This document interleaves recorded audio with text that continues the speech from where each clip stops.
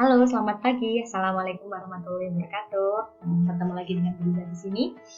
Di pertemuan kedua ini, kita tetap dalam mata kuliah pembelajaran mikro atau bisa kalian sebut sebagai mata kuliah mikro teaching.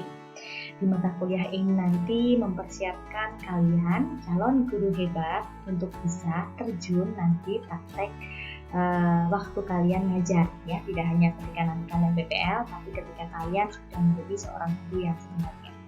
Maka dari itu, apakah kalian semangat calon guru hebat? Nah, sebelum kita memulai materi pada pagi hari ini, jangan lupa untuk mandi dulu, sarapan dulu, kemudian jangan lupa berdoa supaya materi-materi yang Bu Riza sampaikan pada pagi hari ini bisa dipahami dengan baik. Oke, semangat ya. Kita akan menuju ke materi kita. Nah, hari ini kita akan membahas beberapa materi seperti yang sudah kalian pelajari di SAP ataupun di RPS di minggu lalu. Ada beberapa materi yang harus dikuasai atau kalian pelajari di minggu yang kedua ini, yaitu mengenai konsepsi micro teaching, kemudian ada perbedaan macro teaching dan micro teaching, kemudian ada pelaksanaan micro teaching itu sendiri. Nah, kalau kita membicarakan yang pertama, sebelum kita membahas semuanya, kita harus tahu dulu mengenai konsepsi micro teaching itu seperti apa. Kalau kalian nanti membayangkan ketika kalian mengingat-ingat masa lalu, gitu ya, ketika kalian SMA, ada guru kemudian mengajar di depan siswanya menyampaikan materi, apakah kira-kira guru tersebut langsung bisa menguasai atau atau sudah ahli gitu ya menyampaikan materi. Nah, ternyata ketika seorang guru menyampaikan materi di depan kelas, mengajar di depan kelas dan bertemu dengan murid-muridnya, beliau sudah harus menguasai kelas tersebut. Beliau harus tahu bahwa apa saja yang disampaikan, lalu apa saja yang akan dilakukan. Maka dari itu kita harus mengetahui atau kita juga harus mempelajari supaya bagaimana ketika kalian nanti calon guru hebat bisa mengajar murid-murid kalian dengan baik dan lancar. Materi kita yang pertama adalah mengenai konsepsi dari micro teaching itu sendiri. Jadi nanti kita akan membahas sebenarnya apa sih itu micro teaching, lalu bagaimana cara mempelajari atau supaya bisa menguasai konsep dari micro teaching itu sendiri. Kalau kalian amati, sebenarnya yang menjadi seorang guru atau menjadi seorang pengajar itu tidak hanya guru saja dalam tataran di SD, SMP maupun SMA. Sebenarnya Briza ini juga seorang guru, tapi yang diajar adalah mahasiswa, maka bisa disebut sebagai dosen. Kalau kalian pelajari atau kalian amati setiap orang yang mengajar, ya baik itu guru atau dosen, maka seharusnya dua-duanya baik guru atau dosen itu harus menguasai bagaimana sih mau mengajar itu, apa saja yang dipersiapkan gitu ya. Ternyata menjadi guru itu bisa juga tidak efektif, bahkan materi yang disampaikan tidak jelas, atau kalian bisa kalau dalam istilahnya PGJ, gak jelas. Nah, untuk menjadi guru yang efektif, maka bisa dilakukan dengan pendekatan micro teaching itu sendiri. Nah, kalau bisa kita ketahui micro teaching, micro itu kecil, teaching mengajar dalam lingkup yang kecil gitu kan, kalau kita lihat dari bahasanya. Nah, ternyata kenapa sih kita harus menggunakan pendekatan micro teaching untuk menjadi guru yang efektif? Nanti kita akan pelajari lagi bahwa ternyata menjadi guru yang efektif itu harus ada dua hal yang dikuasai, yaitu yang pertama adalah tercapainya tujuan hasil pembelajaran, yang kedua adalah hasil belajar yang baik. Kalau kalian tadi di awal ada Briza bilang bahwa pertemuan kedua kita harus membahas mengenai konsepsi micro teaching, perbedaan makro dan micro teaching, kemudian ada pelaksanaan micro teaching.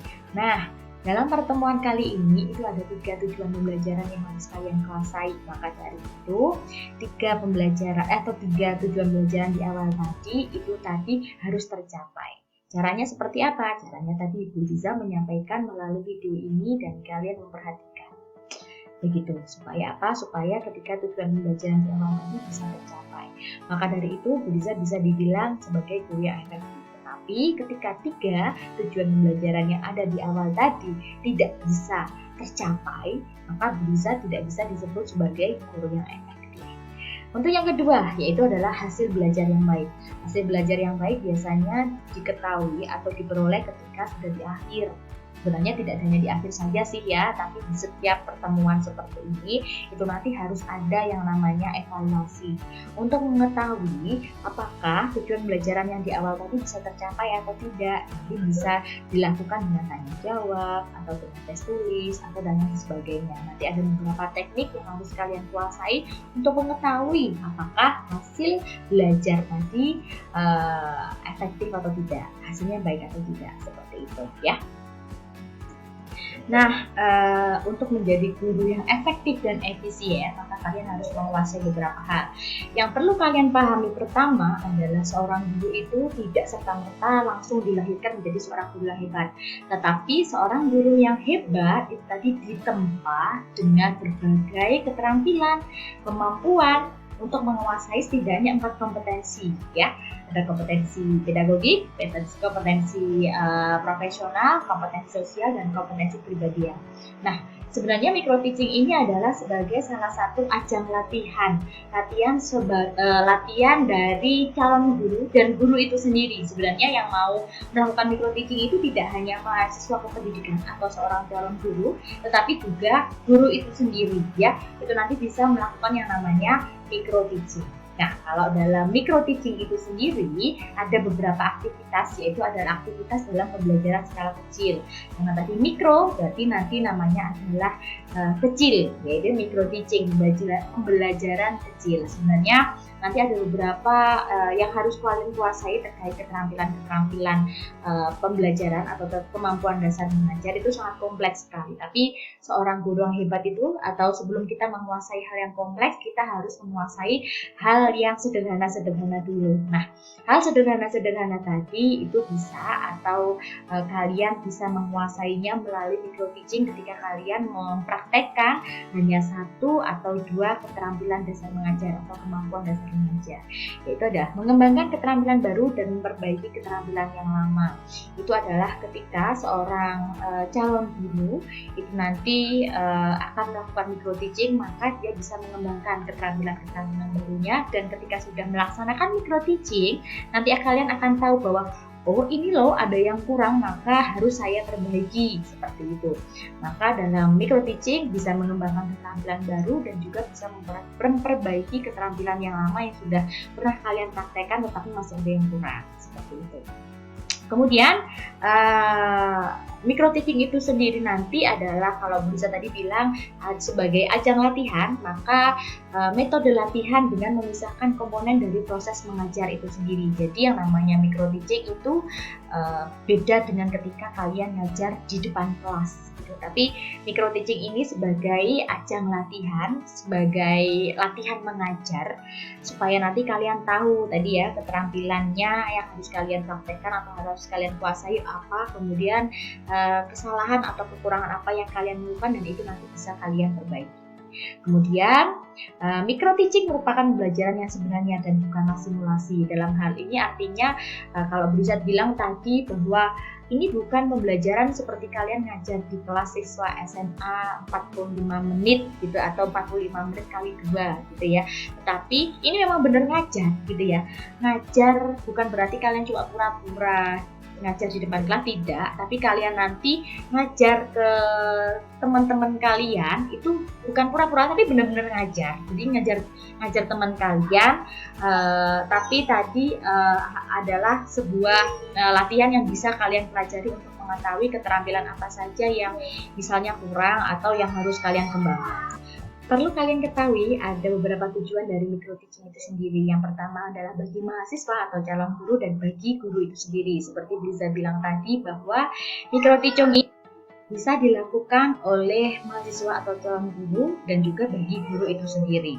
Ya, kalau yang tadi bagi mahasiswa jadi memang sebagai pengalaman mengajar yang nyata mengenai berlatih keterampilan dasar mengajar.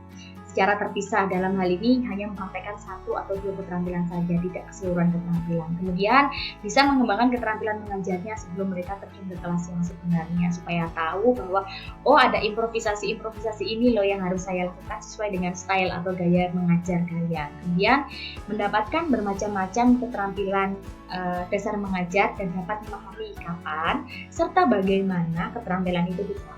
Seperti nanti misalkan ada keterampilan membuka, keterampilan menjelaskan, bertanya, sampai dengan keterampilan membuat kalian tahu, oh saya harus melakukan keterampilan membuka itu saat kapan, keterampilan bertanya saat kapan, dan sebagainya.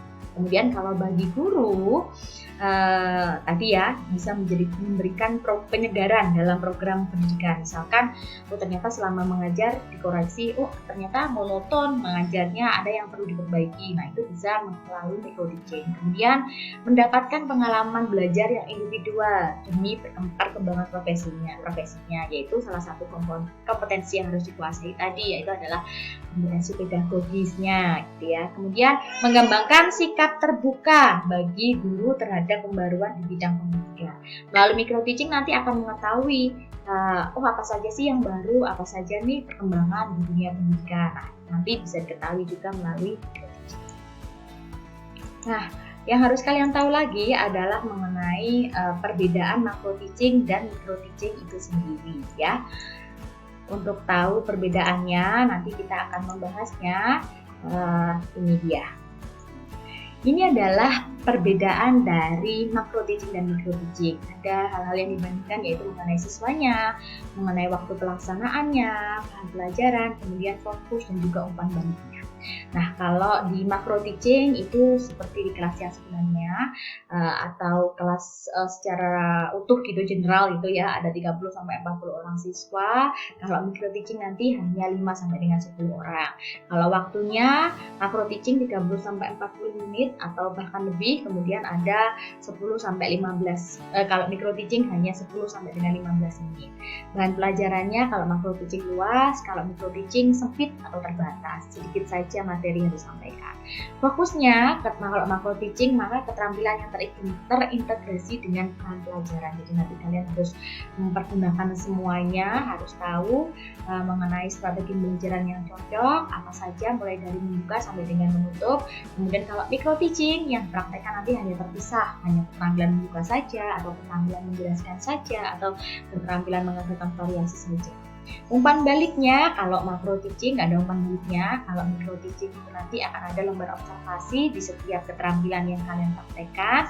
Kemudian nanti dikasih penilaian ya, baik dari dosen maupun dari temannya. Kalau tadi kita sudah mengenai perbedaan macro teaching dan micro teaching, maka kita hari ini akan membahas mengenai pelaksanaan micro teaching itu sendiri. Di tahap pelaksanaan ini ada 3 tahap, yaitu ada tahap kognitif, kemudian ada tahap latihan, dan juga ada tahap balikan. Di tahap kognitif itu nanti harus mengetahui bahwa menganalisis keterampilan yang spesifik ya, seperti tadi bisa bilang ada 8 keterampilan, ada keterampilan membuka, keterampilan menjelaskan, keterampilan bertanya, keterampilan mengadakan variasi, keterampilan memberikan penguatan, keterampilan mengelola kelas, memimpin atau mengelola kelompok diskusi kecil, dan juga yang terakhir nanti ada keterampilan menutur. Sebenarnya kalau bisa bilang sih ada satu lagi yang atau keterampilan yang harus dikuasai adalah keterampilan menggunakan teknologi gitu ya, yang harus dikuasai. Tapi nanti mungkin masuk ke dalam yang intinya seperti apa. Kemudian ada tahap latihan ya, tahap latihan nanti ada praktek gitu ya. Jadi setelah kalian menguasai atau memahami, bisa menganalisis keterampilan tadi, kalian bisa berlatih gitu ya, berlatih di kelas itu nanti seperti apa prakteknya ketika bertatap muka dengan siswa, kalian mengajar dengan mempraktekkan seluruh keterampilan tadi, nanti bagaimana hasilnya. Kemudian nanti diumpan balik atau tahap balikan ya, untuk mengetahui keterampilan mana yang sudah efektif dan mana yang harus diperbaiki. Maka dalam pelaksanaan ada 3 tahap ini tadi yang harus kalian lalui supaya apa?